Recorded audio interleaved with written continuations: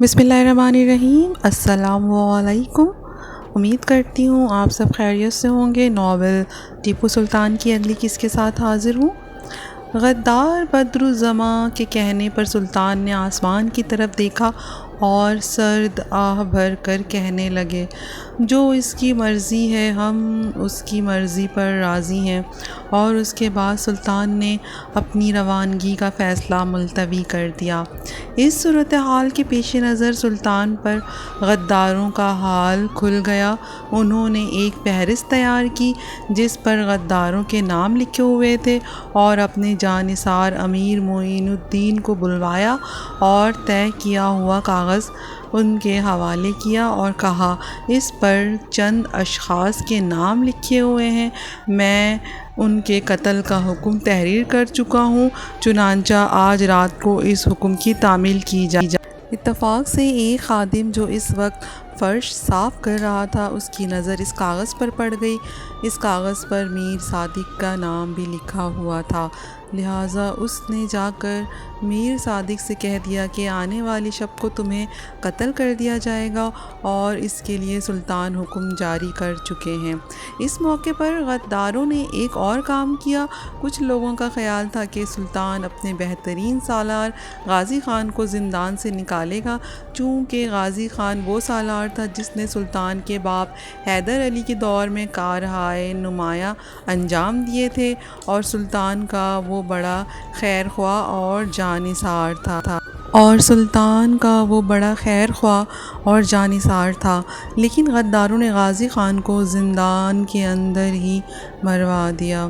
اسی روز سلطان نے صدقہ خیرات کے بعد کھانا لگانے کا حکم دیا۔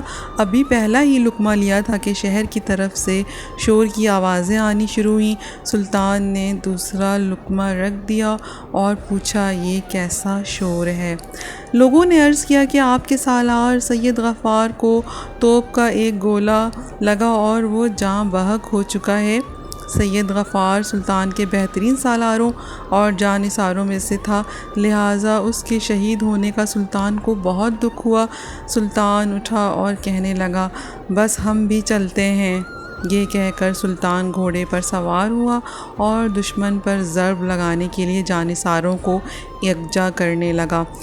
سید غفار کے شہید ہونے کے بعد غداروں اور نمک حراموں نے سفید رومال ہلا ہلا کر انگریزوں کے لشکر کو جوندی کی جانب حملہ آور ہو رہا تھا اس سانحہ سے آگاہ کر دیا اور ان کو قلعہ پر حملہ آور ہونے کا اشارہ دیا۔ غدار لمحہ لمحہ کی خبریں انگریزوں تک پہنچا رہے تھے، لہٰذا انہوں نے قلعہ پر چڑھائی کر دی۔ توپوں کے گولے گرنے سے قلعہ کی دیوار کا ایک حصہ گر گیا۔ سلطان کے لشکریوں نے انگریزوں کو روکنے کے لیے جدوجہد کی، لیکن ہر طرف سے ایک حشر برپا ہو چکا تھا۔ مجبوراً جہاں دیوار گری تھی اور سلطان کے لشکری جو دفاع کر رہے تھے، انہوں نے ہتھیار ڈال دیے۔ سلطان جس وقت انگریزوں کے ساتھ زندگی اور موت کا کھیل کھیل رہا تھا، غدار میر صادق گھوڑے پر سوار ہوا اور سلطان سے بہانہ کیا کہ وہ کمک لانے روانہ ہوتا ہے۔ وہ شہر سے باہر نکلا اور پیچھے پہرے داروں کو حکم دیا کہ دروازے کو فوراً بند کر دینا۔ اس وقت ایک شخص نے آگے بڑھ کر راستہ روک لیا۔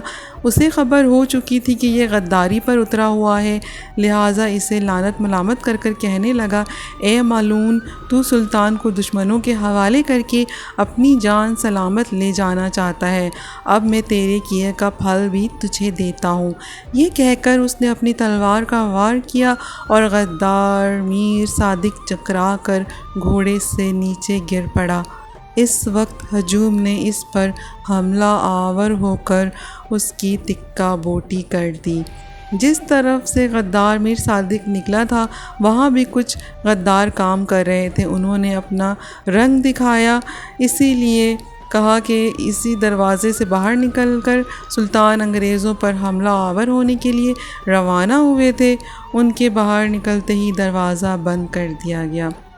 جب سلطان محاذ پر پہنچے تو انہوں نے بھانپ لیا کہ ان کے سالاروں اور کچھ سرکردہ لوگوں نے نمک حرامی کا ثبوت دیا ہے، لہٰذا جرأت اور دلیری کا موقع ہاتھ سے نکل چکا ہے اور اس وقت جنگ کرنے کا کوئی فائدہ نہیں، اس لیے کہ سلطان کے لشکر کے بہت سے حصے انگریزوں کے سامنے ہتھیار ڈال چکے تھے۔